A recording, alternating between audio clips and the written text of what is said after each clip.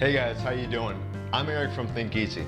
So in my previous video, I gave you a very quick introduction to the study of textual criticism and why it's important. I explained that my goal was to give Christians just enough information and the tools to be able to dialogue with critics of the Bible and defend the text with confidence. In this video, I seek to give you a very short resource recommendation list to help you get started on your journey through textual criticism. Resource recommendation number 1. The Basics of Biblical Greek by William D. Mounts. If you're going to delve into the study of textual criticism, you're going to need to know the basics of the Greek language. Unless you've been acquainted with the Greek language, know how the letters sound, know how the words read, know why the different case endings are the way they are, then it's going to be difficult for you to really understand what's going on in the text, in the manuscripts. And just for any Christian in general, knowing the Greek language and learning it will definitely bless you. The text will just come alive and it'll be altogether enjoyable and beneficial for anyone. William Mounts has pretty much written the standard work that a lot of people use in seminaries when they're learning Greek. The book is very simple.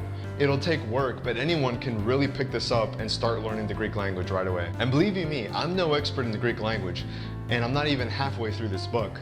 But just from what I have learned in my study of the Greek language, it's been so beneficial and helpful, and I've never regretted a second of time spent learning the language behind the New Testament.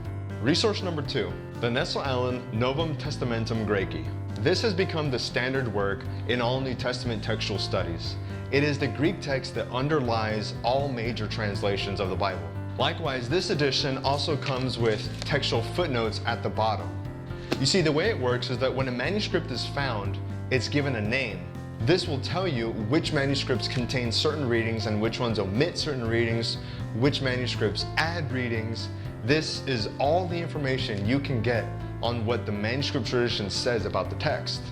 And so for the purposes of our study, you can go to the text that you have in question, check out the footnote and see what it corresponds to and see which manuscripts have certain readings and which ones don't, which ones omit that reading. Whatever the issue is, you can work it out in this text because of the textual footnotes. And as a bonus, you can also use it to practice reading Greek. Resource number 3, Bruce Metzger's commentary on the Greek New Testament. I don't have this one in print, I have it in my Logos library, but I use it nearly every day. Bruce Metzger was considered to be one of the most influential scholars of New Testament textual criticism. And so what Bruce Metzger has done is he's gone through the entire New Testament in this commentary and put textual footnotes to aid you in your textual criticism study. And so you can go to any passage in the New Testament that you have a question on, and he'll have a discussion on it. Some cases are lengthy discussions with lots of textual information.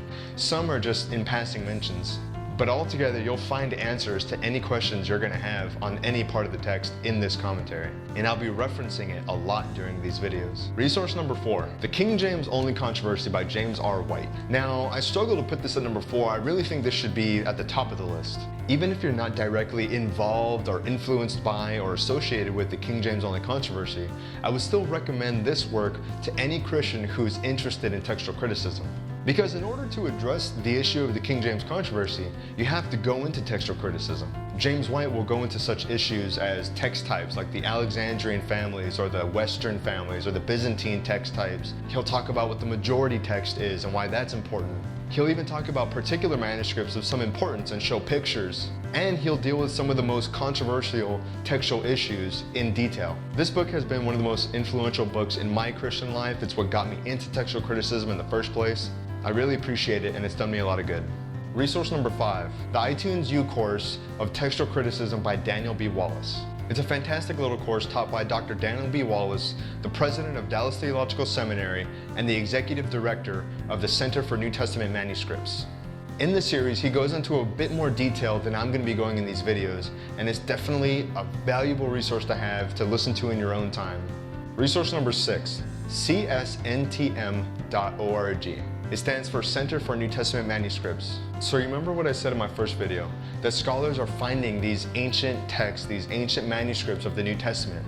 And so what do they do with them? They give them a name, they document what it says, and then they either store it in a library or give it to a museum, but they're not all in one place. So what Dr. Wallace has done is he's gone to all these different manuscripts that are scattered throughout the world and has taken high quality photos of them and put them on this website. So when you hear the name of a manuscript that you want to check out for yourself, you can go to this website, type in the manuscript you want to see, and there it is for all to see. And so one manuscript that I like to talk about a lot is manuscript P52. It stands for Papyrus 52. I can go into the website, I'll type in P52, and there it is for all to see, a very high quality photo that's going to be there for generations. And one day when I'm able to read that very ancient form of Greek, I can go in there and I'll read it myself. Valuable resource to have. Save it into your favorites. I use it quite often. And so that's it. That's my 6 sources that I would recommend to you. There's more, definitely, but I think this will get you off the ground. It'll give you a lot of work to do. Guys, thank you for taking interest in this study. It's not going to be easy, and at times it's not very fun. Sometimes people just laugh at you. It's kind of geeky, but in reality, we have a text with a history, and that history is God's history. And we can also take pride that that history is our history, and we're continuing it. Guys, thank you for watching this video. I hope that it was helpful and insightful for you. All of the resources that I mentioned are linked in the description below. Check them out, get to work. If you did enjoy the video, I would ask that you would share the video or else subscribe to my channel. I'm Eric from Think Easy. Thank you for watching this video.